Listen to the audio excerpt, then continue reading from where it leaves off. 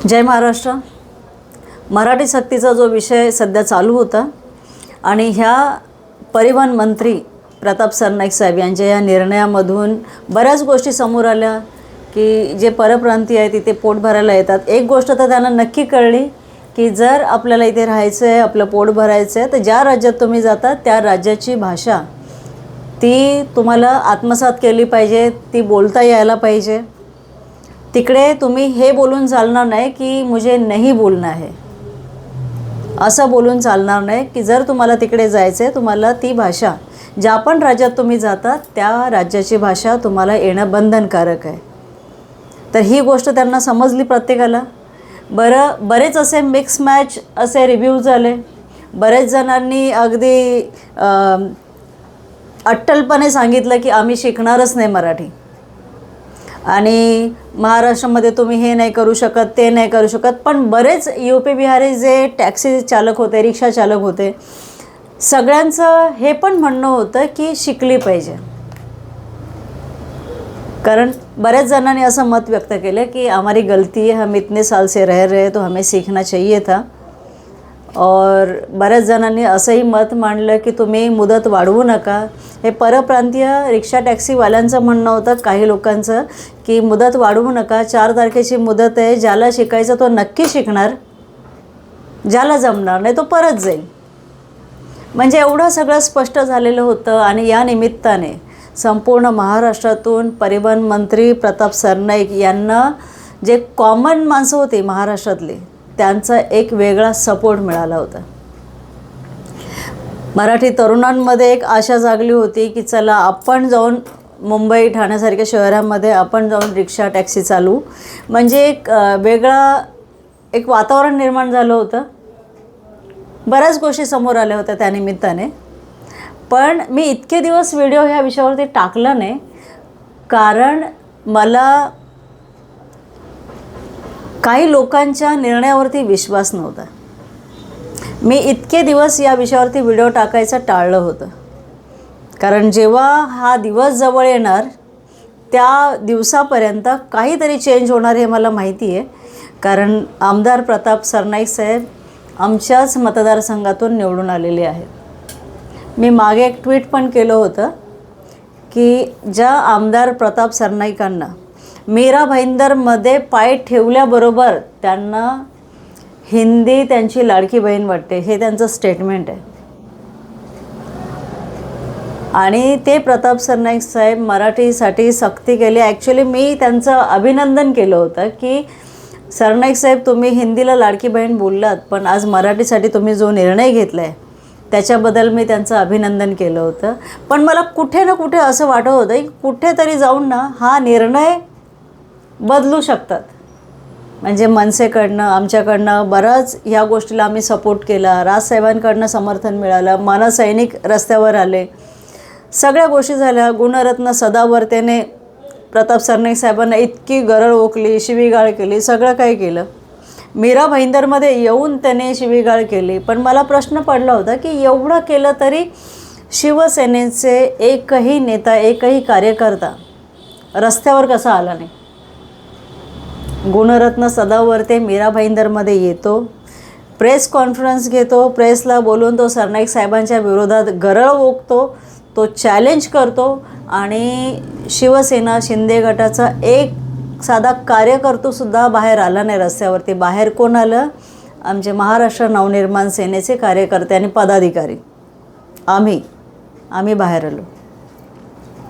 मला तेव्हाही प्रश्न पडला होता नक्की चालू काय आहे।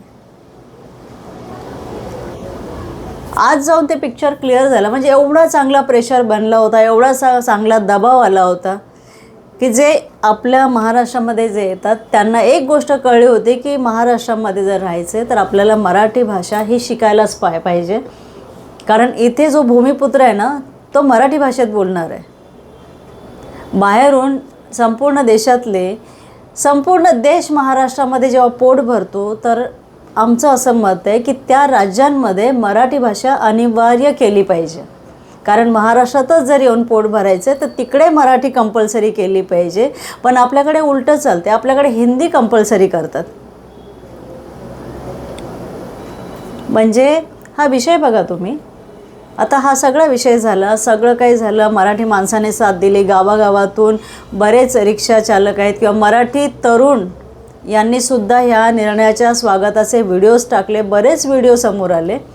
आणि आज जाऊन बातमी काय येते, परिवहन मंत्री प्रताप सरनाईक आणि महाराष्ट्र सरकारने असा निर्णय घेतला आहे की परप्रांतीय रिक्षा टॅक्सी चालकांना 15 ऑगस्टपर्यंत मुदतवाढ दिलेली आहे मराठी भाषा शिकण्यासाठी आणि बोलण्यासाठी.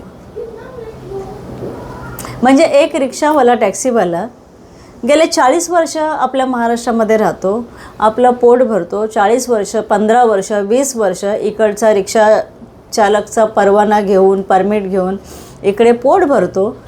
40 वर्ष जो माणूस रिक्षा चालवतो तो मराठी बोलायला शिकायला, मला समजत नाही की हिंदी आणि मराठीच्या शब्दांमध्ये असा कितीसा फरक आहे.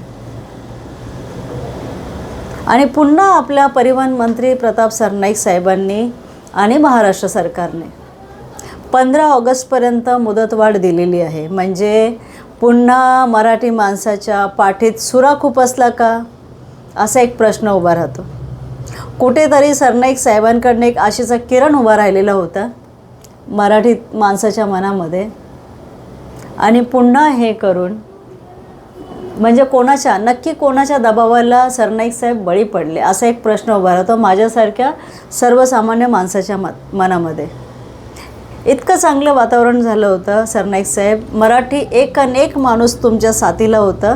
सरनाईक साहेब, मी स्वतः तुमच्या बाजूने ट्विट केलं होतं. म्हणजे असे बरेच मराठी व्यक्ती होते, ते पक्षवाद सगळं सोडून तुम्हाला समर्थन देत होतं या विषयामध्ये. पण तुम्ही शेवटी जे परप्रांतीय आहेत, तुम्ही त्यांच्या बाजूने तुम्ही झुकलात.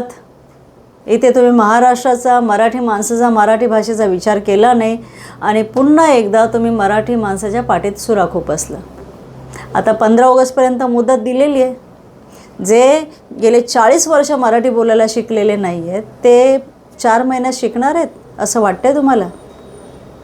म्हणजे शेवटी तुम्हीसुद्धा इलेक्शनमध्ये मीरा भाईंदरमध्ये जास्तीत जास्त परप्रांतीयांना तिकीट दिली होती सरनाईक साहेब. आणि तुमच्याकडनं या वेळेला ही अपेक्षा नव्हती. म्हणजे 2 आमदारांचे जे वाद मीरा भाईंदरमध्ये चालू आहेत ना, ते न समजणे इतके आम्ही मूर्ख नाही आहेत. आणि तुमचे जे पण काय पर्सनल लेवलचे वाद असेल याच्यामध्ये जर मराठी माणसाला, मराठी तरुणांना जर तुम्ही गृहीत धरण्याचं जर षडयंत्र रचलं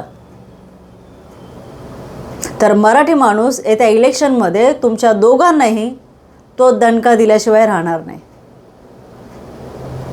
एवढं बोलून थांबते. मराठी माणसांनो, मराठी तरुणांनो, षडयंत्र ओळखा आणि याच्यापुढे विचार करा.